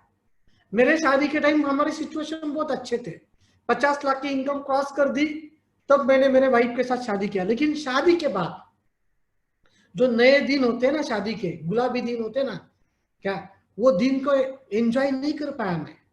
शादी के बाद मैंने मेरे वाइफ को बिठा के समझा कि अगले 3 साल के लिए आप मेरी बीवी नहीं हो और मैं आपका पति नहीं हूं। आपको अगले 3 साल पढ़ना है, क्योंकि इनको हमने कमिटमेंट किया था कि हम शादी के बाद आपको पढ़ाएंगे। और मेरे वाइफ को मैंने होटल मैनेजमेंट के लिए हमारे न्यू बॉम्बे में खारगर करके एक एरिया है, वहां पे आईटीएम कॉलेज में मैंने मेरे वाइफ को एडमिशन दिलाया। और मेरे वाइफ ने वहां पे 3 साल का होटल मैनेजमेंट का डिग्री की। मैंने उनको क्यों पढ़ाया? क्योंकि उनको मैंने कमिटमेंट किया था। दूसरी चीज, 3 साल का उनका डिग्री कंटिन्यूस जब हो रहा था, तब मैं मेरे नेटवर्क के ऊपर काम कर रहा था। मैं आपको बताऊं, मेरे वाइफ को संडे के दिन छुट्टी होती थी, और ये जब कॉलेज में सुबह जाती थी 7 बजे, तब मैं सोया होता था। और जब मैं घर पे रात के 2 बजे आता था तो मेरी वाइफ सोई होती थी। और जब ये सुबह उठ के जाती थी तब मैं सोया होता था। और संडे के दिन जब इनको छुट्टी होती थी तब अपने 4-4 सेमिनार होते थे। सुबह 7 बजे अपन घर छोड़ते थे, रात को 2 बजे घर पे आते थे। कहीं पूना जाना, कहीं ठाणा जाना, ऐसे दिन के 4-4 सेमिनार में करता था। उन 3 सालों में, नई नई शादी होने के बाद उन 3 सालों में मैंने मेरे वाइफ को टाइम देना चाहिए था दोस्तों। लेकिन मैंने पहले दिन मेरे बीबी को समझाया कि मैं अभी आपको टाइम नहीं दे पाऊंगा, क्योंकि मेरे करियर का टर्निंग पॉइंट है अभी। अगर आपके पीछे जाऊं तो करियर लॉस होगा। कोई भी चीज दोस्तों, उसके आपको दाम चुकाने पड़ेंगे, उसकी कॉस्ट चुकानी पड़ती है। बिना सैक्रिफाइस के आपको कुछ नहीं मिलता है। अगर आप आपके जीवन में कुछ करना चाहते हो तो आपको सैक्रिफाइस करना ही पड़ेगा। एक बीज को जमीन के नीचे गाड़ा जाता है तब जाके एक वृक्ष बनता है, तो किसी ना किसी को त्याग करना ही पड़ता है। तो मेरे वाइफ को 3 साल मैंने कॉलेज में एंगेज किया, होटल मैनेजमेंट के डिग्री में एंगेज किया, और अगला 3 साल दोस्तों मैं अपने काम में एंगेज रहा, अपनी तरक्की करने में एंगेज रहा। लेकिन हुआ क्या, जिस दिन मेरे बीबी को मैंने होटल मैनेजमेंट के लिए एडमिशन कराया था, उसी दिन हमने उनको कमिटमेंट किया था कि आपको डिग्री लेने के बाद जॉब नहीं करना है, आपकी एक ड्रीम रेस्टोरेंट रहेगी और आपकी एक बहुत बढ़िया होटल रहेगी। और मुझे बताने के लिए बहुत खुशी हो रही है कि 3 साल में मेरे वाइफ ने उसका डिग्री पे ध्यान दिया, मैंने अपने बिजनेस पे ध्यान दिया। और 3 साल के बाद, उनके डिग्री होने के बाद में, उनको हमारा होटल तो बना ही, उसके ऊपर मैं आगे आके बात करूंगा। लेकिन मेरे शादी के बाद, ये मेरा छोटा भाई है और ये उसकी दुल्हन है। मेरे छोटे भाई के शादी में होलसेल में बैच के साथ मेरे छोटे भाई ने मेरे माँ बाप जाने के बाद जितना तकलीफ उठाया, वो पूरे बैच के साथ उसको रिटर्न कर दिया मैंने। लगभग 70-80 लाख रुपए मैंने मेरे भाई के शादी में खर्चा किया। 15,000 लोग शादी में आए थे गांव में। हम 3 भाई, उसकी दुल्हन, हेलीकॉप्टर से लैंड किए थे शादी के मंडप पे। हेलीकॉप्टर लेके आया था, और उस वक्त 3 लाख रुपया तो सिर्फ मैंने 1 घंटे के लिए हेलीकॉप्टर के ऊपर खर्चा किया था छोटे भाई के शादी में। और ये हेलीकॉप्टर की भी कहानी मैं आपको बताता हूं। मेरे टीम में हरियाणा में 2 भाई है, एक पवन सिलोडिया और एक विनोद सिलोडिया। विनोद सिलोडिया जो है वो डॉक्टर है, और पवन सिलोडिया जो है वो मिलिट्री में जॉब करते हैं। ये हेलीकॉप्टर का जो पायलट था उनका नाम है हर्षवर्धन ओक। और जब मैंने बोला कि नहीं हेलीकॉप्टर लेके आएंगे, हेलीकॉप्टर से एंट्री करेंगे, चॉपर लेके आएंगे शादी के अंदर, चॉपर से एंट्री करेंगे, तो मेरे कुछ घर के लोग बोलने लगे क्यों खर्चा करता है। तो मैंने उनको बताया मेरा धंधा उस प्रकार का है, मैं 1 रुपया डालूंगा ना तो 1 रुपया बिजनेस के ऊपर खर्चा करूंगा और दिखाऊंगा ना दुनिया को, तो 1 रुपया मुझे 100 रुपया कमा के देगा। और इस हेलीकॉप्टर का जो पायलट था, मैंने उस वक्त 3 लाख रुपया खर्चा किया। 2012 की बात है, मेरे भाई का शादी 2012 में हुआ, 2012 की बात है। उस हेलीकॉप्टर का जो पायलट था, मैं आपको बताना चाहता हूं, वो पायलट था आर्मी का चीफ एग्जीक्यूटिव ऑफिसर। और मैं राजस्थान टीम के प्रोग्राम के लिए गया था, लक्ष्यम करके प्रोग्राम है, उसका यूट्यूब के ऊपर वीडियो भी रहेगा मेरा। उस प्रोग्राम के लिए मैं गया था और उस प्रोग्राम में मेरा वीडियो दिखाया गया, हेलीकॉप्टर का एंट्री वाला वीडियो दिखाया गया। और उस प्रोग्राम में ये 2 भाई हरियाणा से आए थे, एज अ प्रॉस्पेक्ट करके उनके इंट्रोड्यूसर ने, उनके सीनियर ने उनको उस प्रोग्राम में बिठाया था, विनोद सुलेडिया को और पवन जी को। ये पवन जी ने क्या देखा पता है, ये हेलीकॉप्टर जब लैंड हुआ तो हेलीकॉप्टर लैंड होने के बाद में हेलीकॉप्टर से पहले बाहर उतरा कैप्टन पायलट।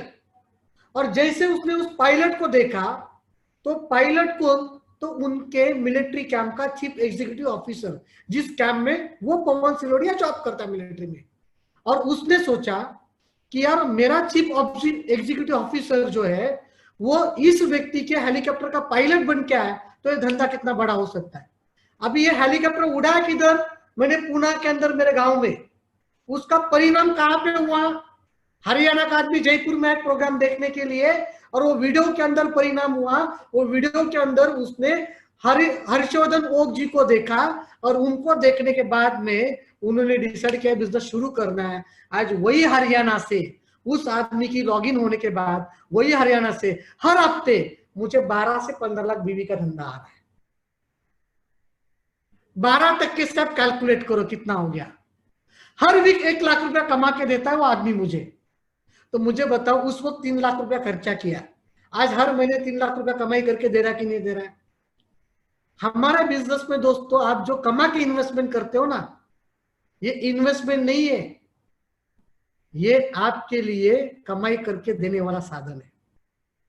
अगर आपके सीनियर ने आपको कहा होगा कि बिजनेस में पर्सनैलिटी के ऊपर खर्चा करना है, कपड़ों के ऊपर खर्चा करना है, करो, गाड़ी के ऊपर खर्चा करना है, करो, घर के ऊपर खर्चा करना है, करो, जब दिखेगा ना तभी बिकेगा, इतना याद रखना दोस्तों। और मैंने मेरे छोटे भाई के शादी में दिल खोल के खर्चा किया, क्योंकि नेटवर्क मार्केटिंग बिजनेस मेरे साथ में है। 70-80 लाख रुपया अपने भाई के खर्चा करने की हिम्मत दोस्तों मुझे इस धंधे ने दी। इमेजिन करो, गरीबी का समय और आज अमीरी का समय देख रहे हैं हम लोग। बहुत मजा आता है इस बिजनेस को करते वक्त, बहुत अच्छा लगता है। ये मेरा फैमिली है, मुझे 2 लड़के हैं। ये मेरा बड़ा लड़का 9 साल का है, छोटा लड़का भी 23 अगस्त को 1 साल का हो गया। और ये जो मेरा बड़ा लड़का है ना, ये 29 सितंबर 2011 में पैदा। उस वक्त पता नहीं था ना ये फोटो निकाल के रखने पड़ेंगे ताकि आगे जाके लोगों को दिखाना पड़ेगा, पता नहीं था, तो ध्यान नहीं दिया फोटो सेशन करने पे। लेकिन आप लोग अभी जिस सिचुएशन में हो ना, आप जिस सिचुएशन में हो, हर सिचुएशन का फोटो निकाल के रखना। ये एल्बम आगे जाके दिखाना है आपको, और वो एल्बम आपको करोड़ रुपया कमा के देगा। अगर मेरे पास पुराने फोटो होते ना तो मैं दिखा दिखा के 10 आईडी आईटीसी मारता।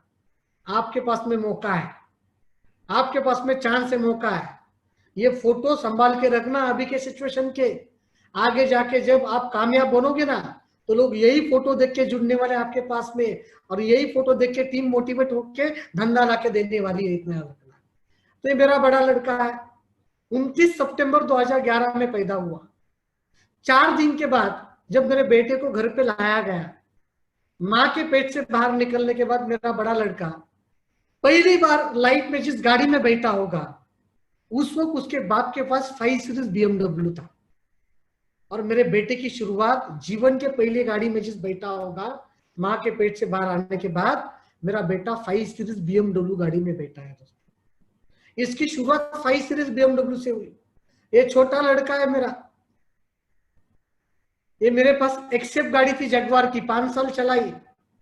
फिर उसके बाद में ये मेरा छोटा लड़का है, ये जिस दिन पैदा हुआ 23 अगस्त 2019 में, ये मेरी बड़ी बहन आगे लेके गोद में बैठी है।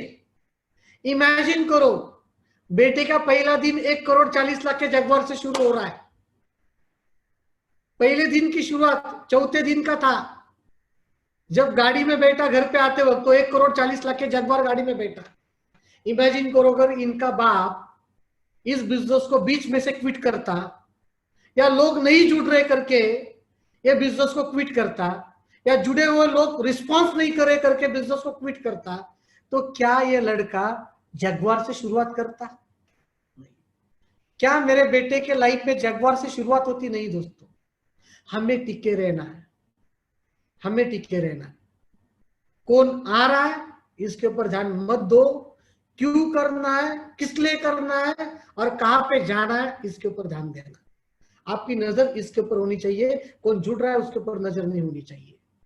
मेरी नजर देखो कहां पे थी, मेरी नजर थी मेरे बेटे को जगवार में घर पे लाने पे थी। 78 लोग, 78 लोगों ने ना कहा, उनके घर पे कोई बच्चा BMW जगवार पे घर पे नहीं आया, लेकिन मैं इस बिजनेस के साथ टिका रहा। मेरा बड़ा लड़का BMW में आया, छोटा लड़का जगवार में आया। तो आप इस बिजनेस को हंसी मजाक में मत करना दोस्तों, मस्ती में मत करना, इस बिजनेस को करते वक्त सीरियसली होके करना। आपके जो बाप सीनियर लोग हैं ना, मैं इन सब लोग को बाप कहता हूँ, ये इस इंडस्ट्री के बादशाह लोग हैं। हरीश शेट्टीकर साहब, नथुभाई पटेल, बाकी आपके ITC पटेल साहब हो सकते, कई आपके लीडर हो सकते, ये सब टॉप लीडर लोग हैं। इन्होंने एक रास्ता बनाया, एक रोड मैप बनाया कामयाबी का। आप अगर 3 साल इनके संगत में रहोगे ना, तो आपके जीवन में रंगत आएगी, ये गारंटी देना चाहूंगा मैं आप लोगों को। यहाँ पे भरोसा रखना, ये बिजनेस में अपने अपलाइन के ऊपर भरोसा रखना पड़ता है। और ये बिजनेस में मैं आपको कहूं, आप इस बिजनेस में कामयाब बनना चाहते हो ना, तो खुद के प्रति ईमानदार रहो और ईमानदारी के साथ मेहनत करो दोस्तों। मैंने ईमानदारी के साथ मेहनत की है करके आज मेरे जीवन में परिवर्तन हुआ दोस्तों। ये मेरी जगवार है, एक जेल 1,35,00,000 की है। बहुत मजा आता है इस गाड़ी में, जब मैं घूमता हूँ तो बहुत मजा आता है। इतनी बड़ी गाड़ी में बैठने के बाद जब लोग देखते हैं तो बहुत अच्छा लगता है और इतना मस्त लगता है। आप एक बार खरीद कर देखना और इसमें घूम कर देखना, आपको कितना अच्छा लगेगा। मैंने कहा ना, जगवार जग के वार लिए तब जाके जगवार आई। तो 2-3 साल थोड़े वार सेल हो, आपको बहुत फायदा होगा, आपके जीवन में गाड़ी आएगी और बहुत मजा आएगा। ये मेरा बड़ा लड़का है, बहुत अच्छा फुटबॉल खेलता है। अभी 30 जनवरी को हम लोग दिल्ली गए थे, इंटरनेशनल टूर्नामेंट खेल के आए। मार्च महीने में हम लोग दुबई और स्पेन जाने वाले थे खेलने के लिए, लेकिन एक कोरोना के चक्कर मेरा लड़का और हम दुबई और स्पेन जा नहीं पाए क्योंकि लॉकडाउन था। अभी 8-9 साल का मेरा लड़का है, 9 साल की उम्र में वो जिस तरीके से फुटबॉल खेलता है बहुत मजा आता है दोस्तों।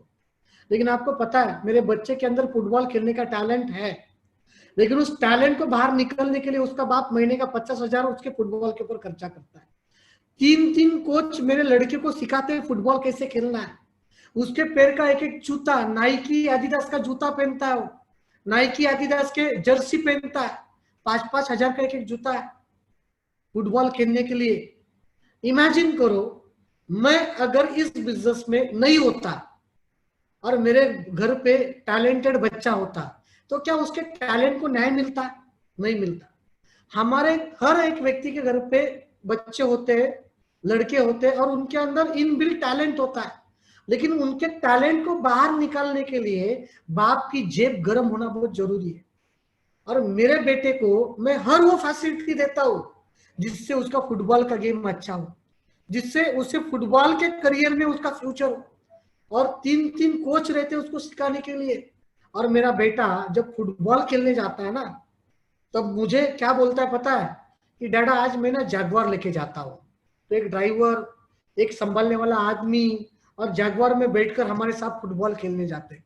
कितना मस्त लगता है। जस्ट इमेजिन करो, आप बाप हो और आपका बच्चा बोलता है कि डैडा मैं आज जगवार लेके जा रहा हूं।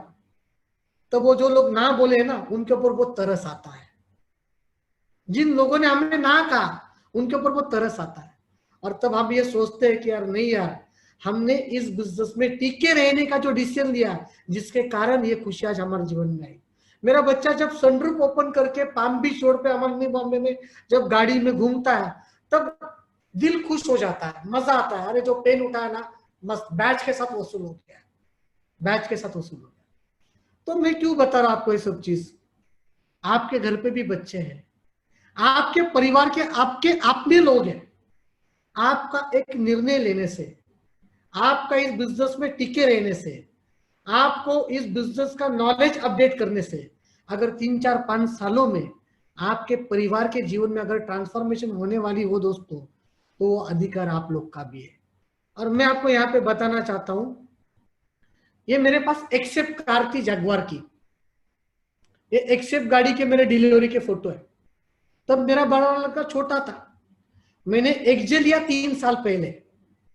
और ये एक्जे भी मैंने मेरे छोटे बच्चे, मेरे बड़े बड़े लड़के के जिद के ऊपर आके लिया। उसने कहा आपने को एक्जे लेना है, तो 8 दिन में मैंने एक्जे खरीदा। यहाँ पे ये मेरा दूसरा गाड़ी है मर्सिडीज बेंज। कभी कभी घर पे मैं स्टेपनी पे रखता हूँ।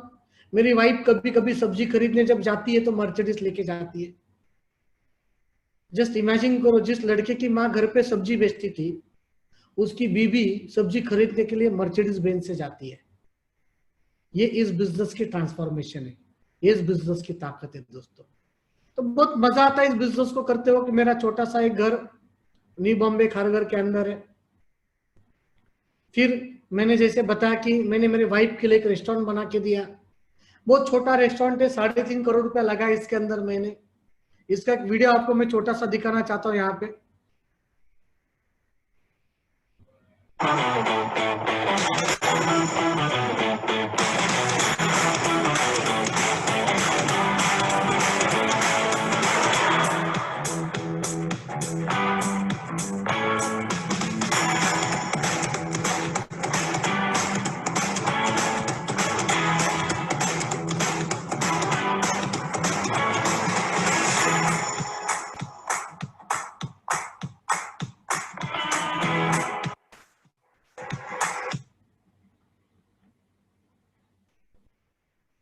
ये छोटा सा रेस्टोरेंट मैंने मेरे वाइफ के लिए बनाया।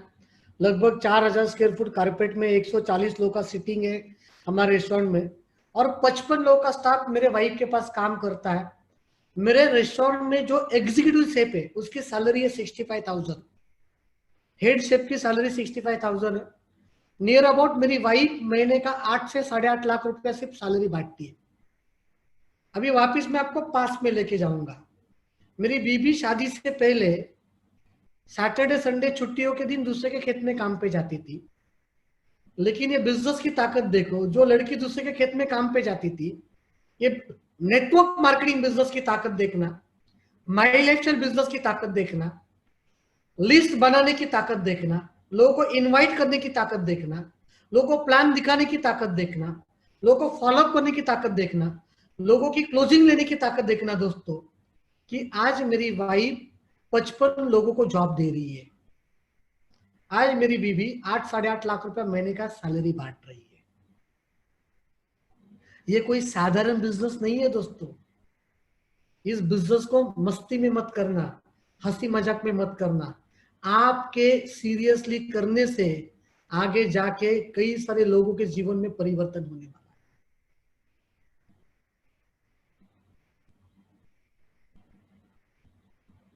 फिर अभी लॉकडाउन के पहले मैंने एक छोटा सा प्रॉपर्टी खरीदा, न्यू बॉम्बे एयरपोर्ट के बाजू में ही है। लगभग 32 एकड़ का प्रोजेक्ट है, 3 करोड़ का एक प्रॉपर्टी मैंने खरीदा। तो वो प्रॉपर्टी भी कितना मस्त बनने वाला है। अगले 1.5 साल में मुझे पोजीशन मिलने वाला है उसका भी, वो भी मैं आप लोग को यहाँ पे दिखाना चाहूंगा।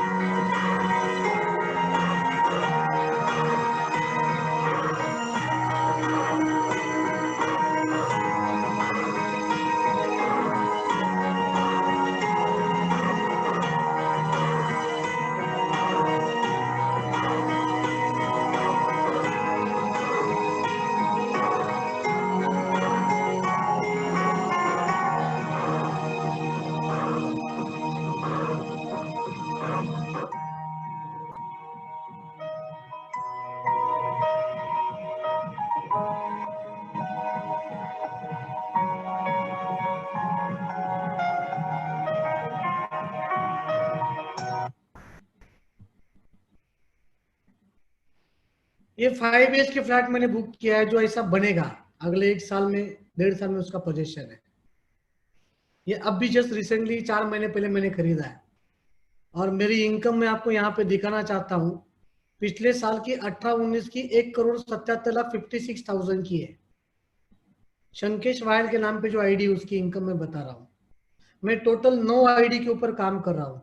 9 साइट्स मेरी चालू है, एंटरप्राइजेस के नाम पे भी बिजनेस मेरा है। और ये साल का, करंट ईयर का भी मैं आपको यहाँ पे इनकम दिखाना चाहूंगा। ये साल का भी 1,65,00,000 रुपए का इनकम मेरा जनरेट हुआ है। मतलब 1-2 साल में एक 9 पास पढ़े हुए लड़के का इनकम करीब करीब एक नाम पे, एक पैन कार्ड के ऊपर 3 करोड़ से अधिक, 3.25 करोड़, 3,30,00,000 की इनकम हो सकती है। आप इमेजिन करो क्या हो सकता है यहाँ पे। साल का इनकम मैं अगर आपको बताऊं तो मेरी सारी आईडी मिला के मेरे परिवार में 2.5 करोड़ रुपए एक साल में आता है। एक महीने की इनकम बताओ तो करीब करीब 20 लाख रुपए हंसते खेलते आता है। मतलब एक 9 पास पढ़े हुए लड़के के लाइफ में 20 लाख रुपए महीने का आ सकता है।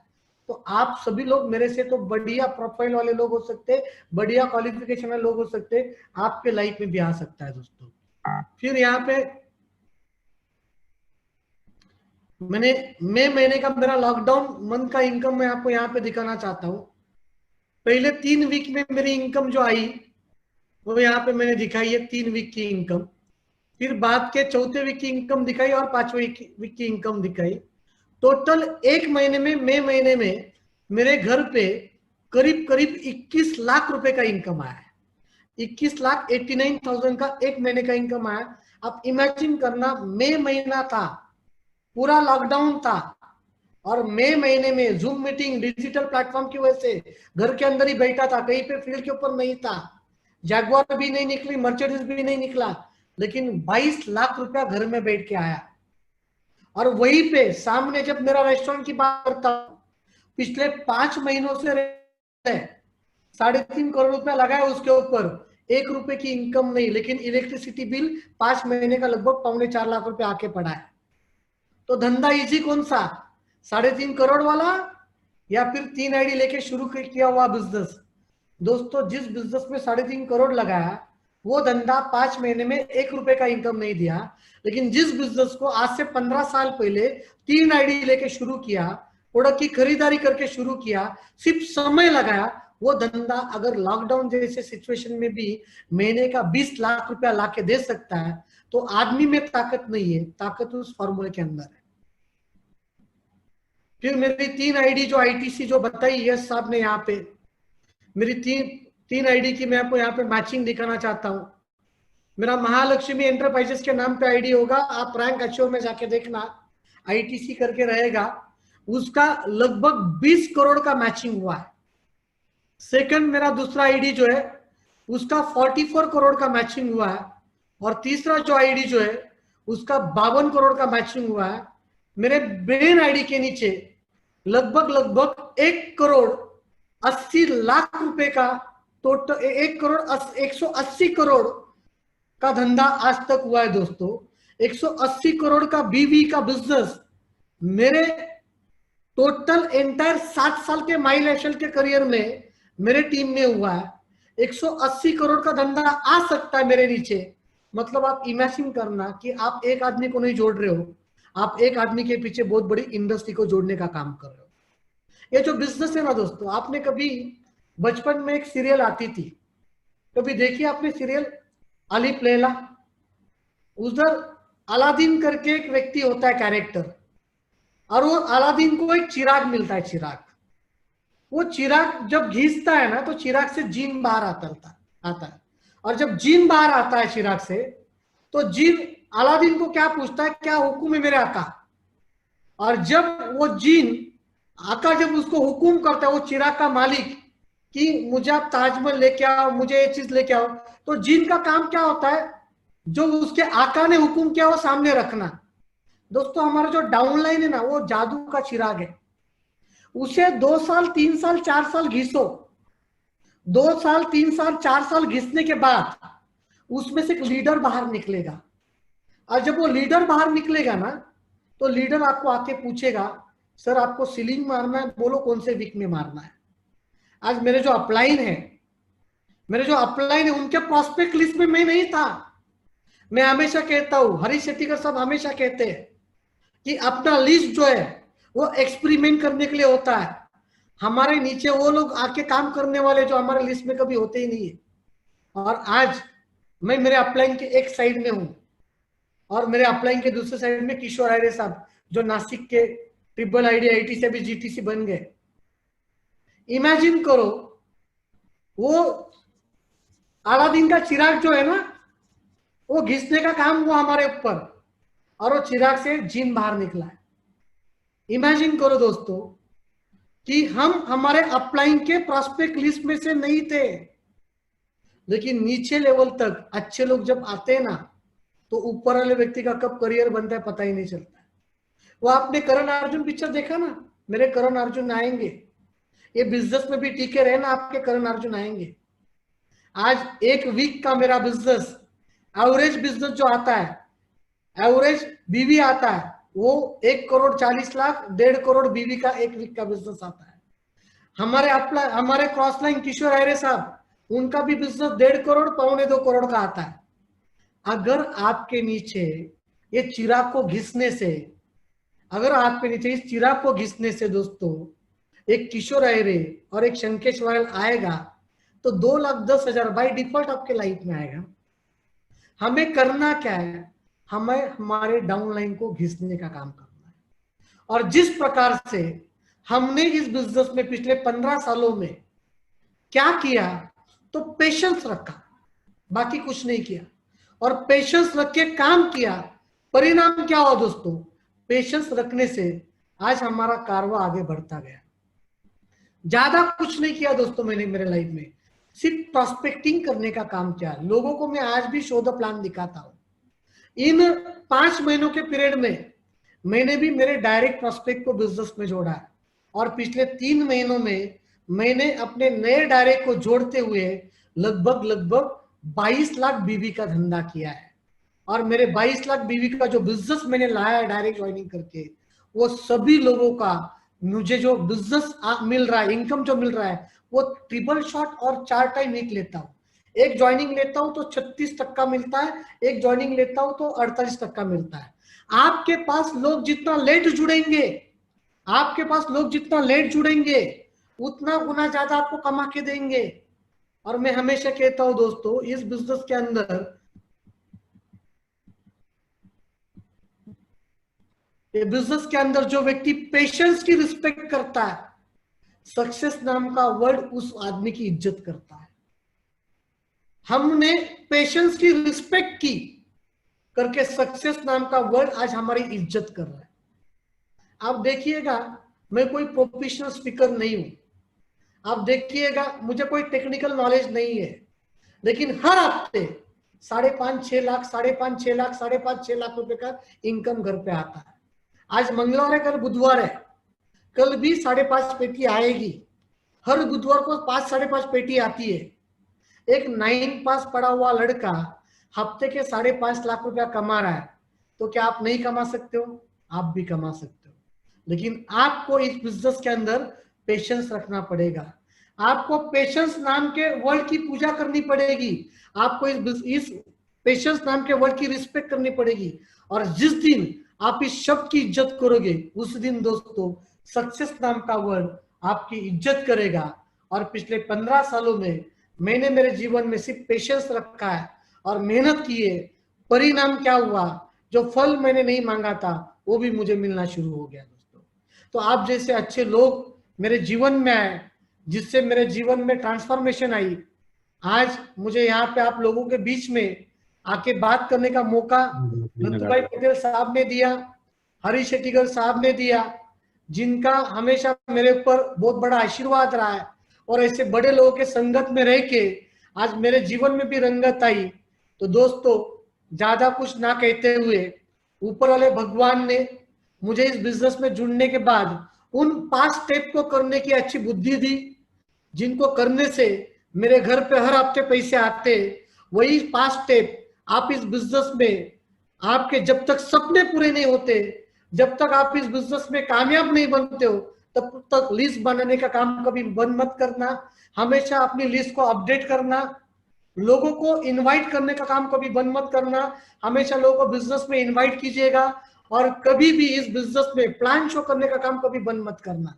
आज मेरा लगभग 180 करोड़ का बिजनेस होने के बावजूद भी आज भी मैं हर दिन 4 से 5 वन-टू-वन मीटिंग करता हूं। मुझे कोई करने की जरूरत नहीं है, लेकिन आज भी मैं करता हूं और मेरे दिमाग के अंदर रैंक नहीं है। अपने बिजनेस में सबसे डिसएडवांटेज कब आता है? जब आपको रैंक मिलती है ना, तब लोग हवा में चले जाते हैं, तब लोग अपलाइन की रिस्पेक्ट करना भूल जाते, तब लोग भूल जाते कि अपलाइन के सहयोग से हुआ है, कंपनी मैनेजमेंट के ट्रेनिंग से हुआ है। तब लोगों को ऐसे लगता है ये तो मेरी वजह से हुआ है। और जिस दिन आपको ऐसा लगे कि ये मेरी वजह से हुआ है, मैं आपको एक कान मंत्र देना चाहूंगा, उस दिन से दोस्तों आपके बिजनेस का डाउनफॉल शुरू हो जाएगा। आप कभी मत कहना कि मेरी वजह से हुआ है, आप हमेशा ये कहो कि मेरी अपलाइन की वजह से हुआ है, क्योंकि जो आप कहोगे वही आपका डाउनलाइन कहेगी। आप अगर आपके डाउनलाइन से रिस्पेक्ट चाहते हो तो आप आपके अपलाइन की रिस्पेक्ट करो। आप आपके डाउनलाइन से रिस्पेक्ट चाहते हो तो डाउनलाइन के जीवन में कंट्रीब्यूट करने की आदत डालो। जितना आप कंट्रीब्यूट करोगे उतना डाउनलाइन रिस्पेक्ट करेगी, और जितना आप चिराग को घिसोगे उतना अलादीन का चिराग में से वो जीन बाहर निकलेगा। जगुआर आएगी, मर्सिडीज आएगी, घर होगा, गाड़ी होगा, बंगला होगा, सब होगा दोस्तों आपके लाइफ में। बस हमें उस चिराग को प्यार से घिसना है। तो जिस तरीके से इस बिजनेस में पिछले कई सालों से मैं हूं और मेरे जीवन में हर दिन एक नया दिन होता है, हर दिन खुशी का दिन होता है, क्योंकि मैंने इस बिजनेस में अपने आप को टीके रखने का काम किया। मैंने पेशेंस रखे और इस बिजनेस को समझने की जो अच्छी बुद्धि भगवान ने मुझे दी, वो अच्छी बुद्धि वो भगवान आज आपको यहाँ पे दे। और जो खुशियां मेरे जीवन में आई है वो खुशियां आपके जीवन में आए, यही शुभकामनाओं के साथ मैं यहाँ पे रुकना चाहूंगा। भूल से भी अगर मेरे से कोई गलत वर्ड निकला रहेगा तो मुझे छोटा भाई समझ के माफ कीजिएगा, लेकिन मेरा ये प्रयत्न था कि मेरे जीवन में किस तरीके से मैंने अपने जीवन में सफर किया और उस सफर को करते करते आज किस तरीके से कामयाबी मेरे साथ में है, वही कामयाबी, उससे बड़ी कामयाबी आपको मिले, यही बताने की मैंने कोशिश की दोस्तों। जय हिंद, जय माई इलेक्शन दोस्तों।